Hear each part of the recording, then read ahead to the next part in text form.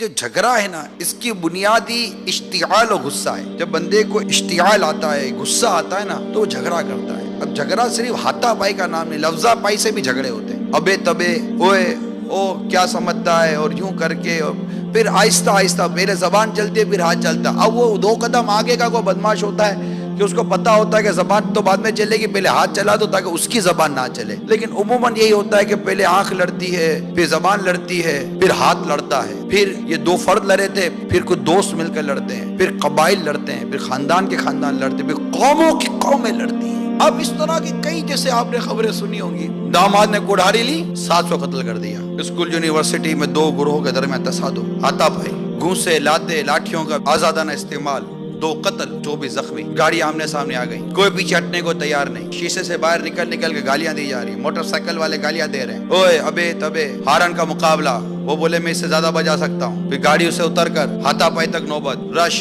کئی گھنٹوں تک ٹریفک جام رہا، ایمبولینس پھنسی رہی، مریض کا انتقال۔ سسر صاحب نے داماد کو سمجھانے کی بہت کوشش کی، آخر کار آپے سے باہر ہو گئے، داماد پر غصہ آ گیا، وہ بیٹھے بیٹھے اس کی بیٹی کو طلاق دے دی۔ والد کے انتقال کے بعد بیٹوں میں وراثت پر تنازع، جھگڑا، بات کورٹ تک پہنچی، کاروبار تباہ و برباد ہو گیا۔ 2 پڑوسیوں کے بچوں میں جھگڑا، والدین بھی جھگڑے میں مبتلا ہو گئے، پولیس طلب کر لی گئی، رپورٹ درج، مقدمہ چل پڑا، لڑائی جھگڑا،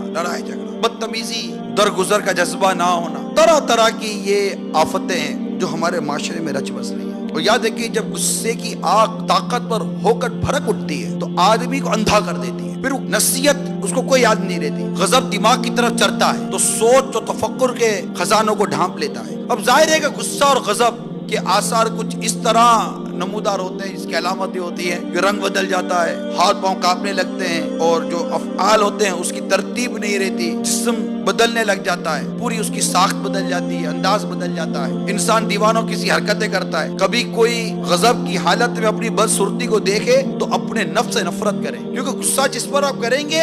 اس کو بھی غصہ آ رہا ہوتا ہے۔ یہ نفس جو ہے نا، یہ اشتعال پیدا کر رہا ہوتا ہے، وہ اگرچہ ہاتھ باندھ کر بیٹھا ہوا ہے، منہ چڑھا ہوا ہے، بعض اوقات دیکھیے کہ وہ رو رہا ہوتا ہے، ضرور نہیں ہے کہ وہ ندامت سے رو رہا ہے یا غصے میں رو رہا ہے، کیونکہ وہ چونکہ کمزور ہے، اپنا غصہ نافذ نہیں کر پا رہا آپ کے اوپر، لہذا اب وہ اپنے اندر غصہ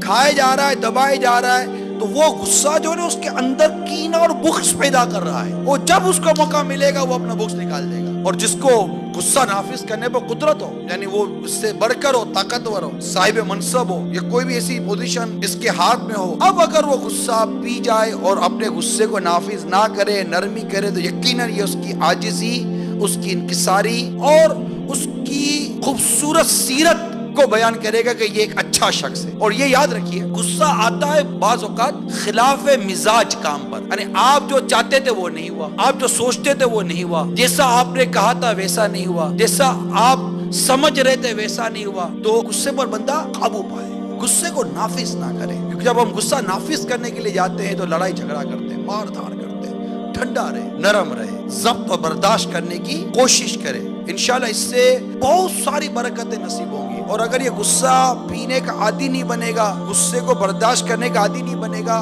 تو بہت سارے نقصانات دنیاوی اور اخروی بھی اس کو برداشت کرنے پڑیں گے۔ مگر اب ایسی بھی غیرت نہ آ جائے کہ غصے میں آ کر بیوی کو سمجھانے کے بجائے بیوی کو قتل کر دیا۔ یہ بھی بتایا کہ غیرت کے نام پر بیوی کو قتل کر دیتے، خدا کا خوف، یہ کسی غیرت آ گئی۔ بیوی یا اسی طرح اولاد کو غصے میں آ کر ایسا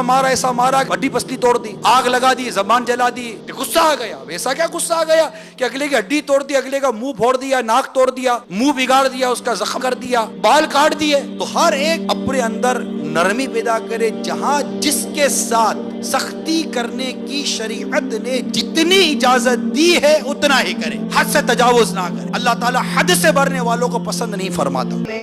اللہ